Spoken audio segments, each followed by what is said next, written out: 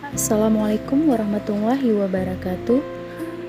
Perkenalkan, nama saya Novita Sari, peserta Laksar CPNS Angkatan 4 Kelompok 4 tahun 2023 dari Sekretariat Daerah Kabupaten Pidijaya dengan nomor NDH 40. Pada kesempatan kali ini, saya akan membahas tentang profil instansi, visi misi instansi, dan tugas fungsi saya di unit kerja saat ini.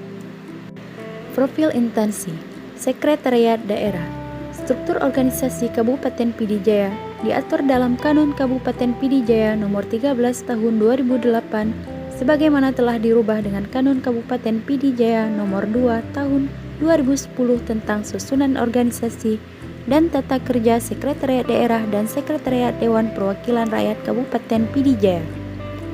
Sekretariat Daerah berkedudukan sebagai unsur staf Bupati dan dipimpin oleh seorang sekretaris daerah yang berada di bawah dan bertanggung jawab langsung kepada Bupati.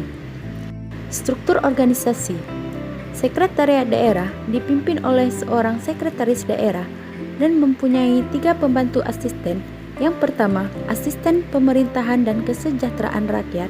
Yang kedua, asisten perekonomian dan pembangunan.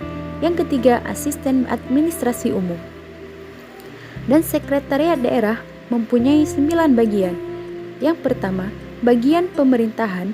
Yang kedua, bagian kesejahteraan rakyat. Yang ketiga, bagian hukum. Yang keempat, bagian perekonomian dan sumber daya alam. Yang kelima, bagian administrasi pembangunan. Yang keenam, bagian pengadaan barang dan jasa. Yang ketujuh, bagian umum.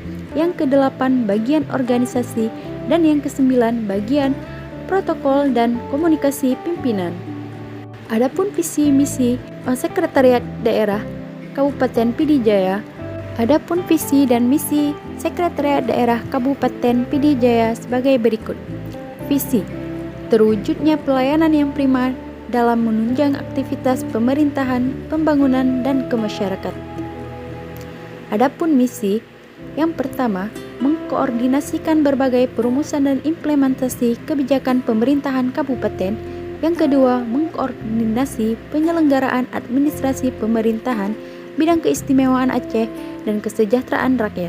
Yang ketiga, mengkoordinasikan pengelola sumber daya aparatur, keuangan, prasarana, dan sarana pemerintahan.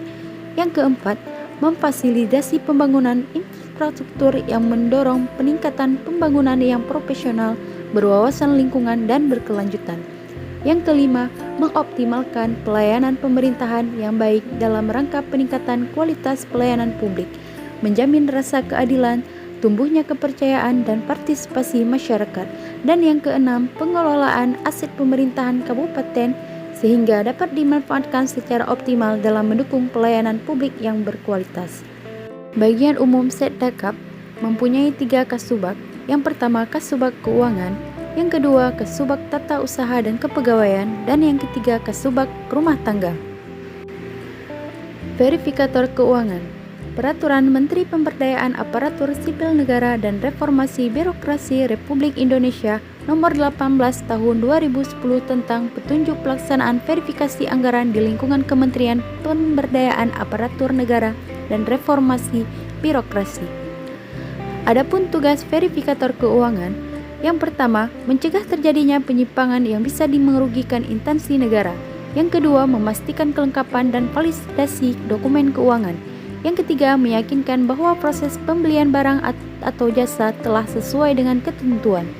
Yang keempat, mengetahui jika proses kegiatan yang diajukan telah sesuai dengan jadwal. Adapun fungsi verifikator keuangan: yang pertama, menyiapkan bahan perumusan kebijakan verifikasi, perbendaharaan, dan pengelolaan belanja. Yang kedua, pelaksana proses verifikasi, perbendaharaan, dan pengelola belanja pegawai kantor pusat.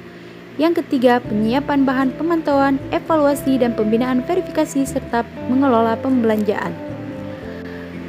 Smart ASN dan manajemen ASN. Smart Management adalah pegawai dengan kompetensi, kinerja, serta profesionalisme yang tinggi sehingga mampu beradaptasi dan semakin responsif terhadap perubahan dan pencapaian tujuan organisasi. Sedangkan manajemen ASN, pengelola ASN ASN untuk menghasilkan pegawai ASN yang profesional, memiliki nilai dasar etika profesi, bebas dari intervensi politik, bersih dari praktik korupsi, kolusi, dan nepotisme. Kedisiplinan pegawai. Yang pertama, melakukan absensi fingerprint. Yang kedua, membuat laporan kinerja bulanan. Yang ketiga, menyusun sasaran kinerja pegawai. Yang keempat, mengikuti apel pagi. Yang kelima, mengikuti pengajian rutin mingguan. Yang keenam, mengikuti upacara hari-hari besar nasional. Pengembangan kompetensi dengan cara mengikuti BIMTEK, mengikuti pelatihan, dan mengikuti seminar atau webinar. Dan bentuk penghargaan bagian umum Sekdaka PD Jaya. Layanan berbasis IT ada E-Anjap ABK, Siadik, dan Simbakda. Sistem kerja berbasis IT ada fingerprint yang berlaku di bagian umum Sekretariat Daerah Kabupaten PD Jaya. Demikian paparan instansi Sekretariat Daerah Kabupaten PD Jaya.